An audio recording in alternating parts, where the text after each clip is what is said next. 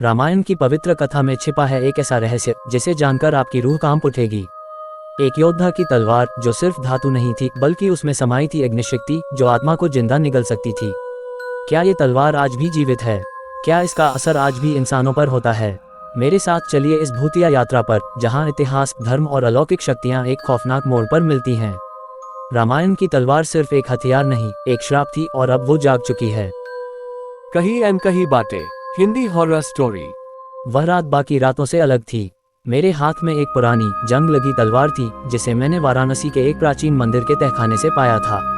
तलवार पर कुछ शिलालेख थे, संस्कृत में धर्माय युद्धाय जयाय, पर इसके नीचे एक और उकेरा गया शब्द था, शापित। क्या शापित तलवार? रामायण से मैं चौंका, दिल की धड़कनें अचानक बढ़ गईं।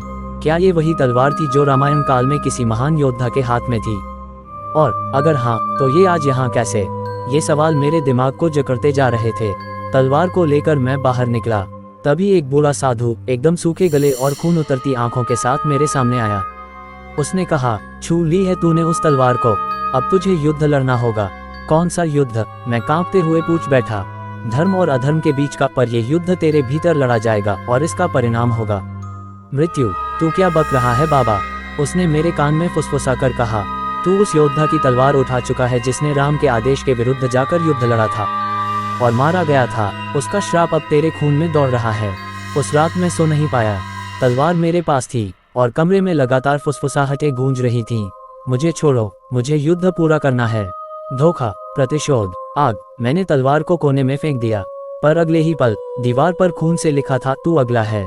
कुछ पुरानी पांडुलिपियों को खंगालने पर एक नाम बार बार सामने आया, वीरघातक। रामायण में उसका जिक्र केवल एक प्राचीन ग्रंथ शल्यवध में मिलता है। कहा जाता है कि ये योद्धा रावण की सेना से नहीं बल्कि राम की सेना से विद्रोही था। वह चाहता था कि युद्ध के बाद सत्ता उसे मिले और उसने सीता माता की नकल करके राम को धोखा देने की साजिश रची थी। राम ने स्वयं उसे युद्ध भूमि में हराया, पर मरते समय वीरघातक ने अपनी तलवार को शापित कर दिया, जो भी इसे उठाएगा उसका अंत भी मेरे जैसा होगा। वो युद्ध में ही मरेगा, लेकिन ये युद्ध बाहर नहीं, अंदर होगा। अगले कुछ दिनों में मेरा व्यवहार बदलने लगा। मुझे अपने ही घर में अपने पिता, भाई और यहाँ तक कि खुद को भी दुश्मन समझ आने लगे। मैं तलवार को रोज साफ करता, जैसे कोई पुराना रिश्ता हो उससे। रात को तलवार खुद चलती थी, दीवारों पर खरोंच, कैदों पर कट के निशान और हर जगह एक अजीब सी सुलगती हुई ध्वनि, युद्ध अधूरा है, पूरा कर। क्या मैं वही योद्धा हूँ? क्या मेरा जन्म उस अधूरे युद्ध को पूरा करने के लिए हुआ है? मुझे अब सपने नहीं आते, सिर्फ स्मृतियाँ। मैं रणभूमि में हूँ, राम के सामने तलवार उठाए हुए, और फिर अचानक से राम का चेहरा, पर उसमें अब दर्द नहीं, सिर्फ चेतावनी है। मैंने वाराणसी के एक तांत्रिक से संपर्क किया। उसने कहा, तू अब वो नहीं रहा जो था। तलवार ने तुझमें वीरघातक की आत्मा को जगा दिया है। तू दो आत्माओं में बंध चुका है। अगर तू इस युद्ध को नहीं समझेगा तो तू खुद को मार डालेगा। तो क्या करूं? मैं चीख पड़ा। तू उस स्थान पर जा जहां योद्धा की आत्मा युद्ध अधूरा छोड़ गई थी और वही उसका दाह संस्कार कर, तलवार के साथ। पर सावधान, उसकी आत्मा तुझे ऐसा नहीं करने देगी। वाराणसी के बाहर एक सुनसान गुफा में मैं पहुंचा। वहां जमीन पर अब भी राख बिखरी थी और एक अधूरी समाधि। मैंने तलवार उस समाधि में रखी और अग्नि लगाए। तभी तलवार हवा में उठी और मुझ पर वार किया। तू मुझे मिटा नहीं सकता, ये तलवार अब तेरी है। मेरा कंधा कट गया, खून बहने लगा, पर मैंने हार नहीं मानी। मैं चिल्लाया, मेरा युद्ध आत्मा से है, शरीर से नहीं। और जैसे ही अंतिम मंत्र उच्चारित हुआ, तलवार चटक गई। एक भयानक चीख गूंजी और फिर सन्नाटा। मैं जीवित था, पर मुझे तब भी वो शब्द याद हैं। हर युग में कोई न कोई तलवार उठाता है, पर क्या हर योद्धा समझ पाता है कि उसका युद्ध किससे है? एक हफ्ता बीत गया, जिंदगी सामान्य सी लगने लगी थी।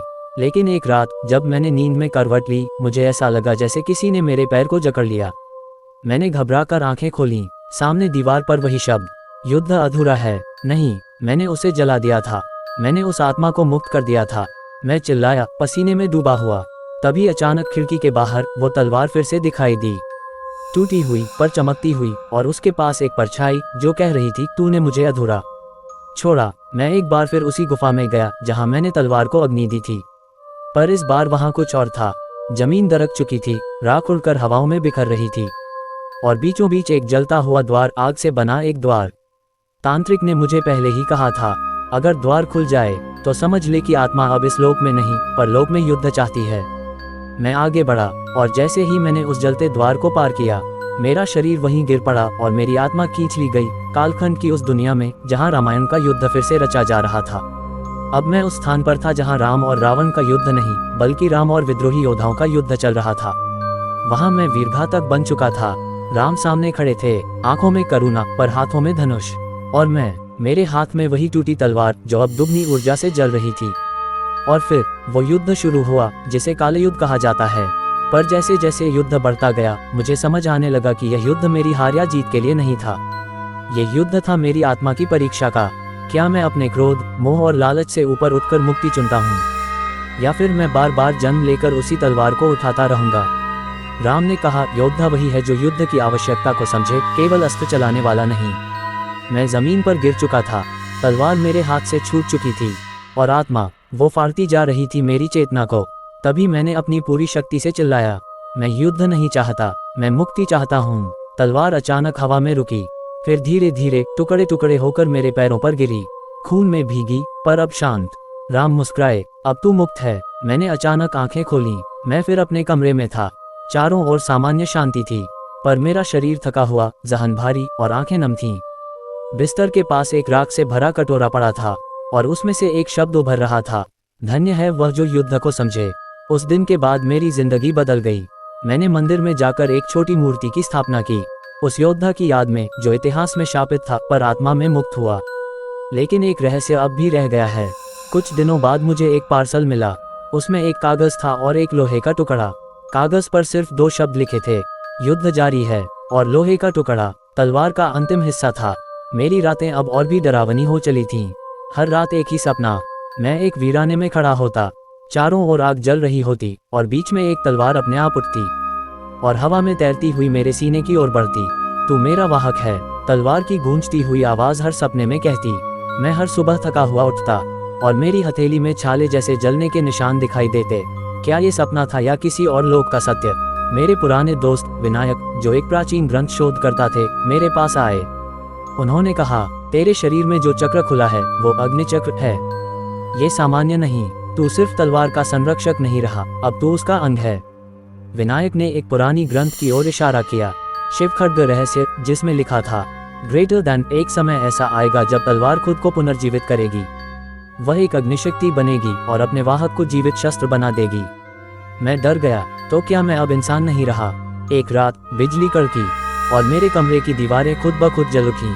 बीच में वही तलवार प्रकट हुई, इस बार लाल ज्वालाओं में घिरी हुई, और उसने मुझसे कहा, मुझे मृत्यु नहीं मिली, अग्नि ने मुझे शक्ति दी।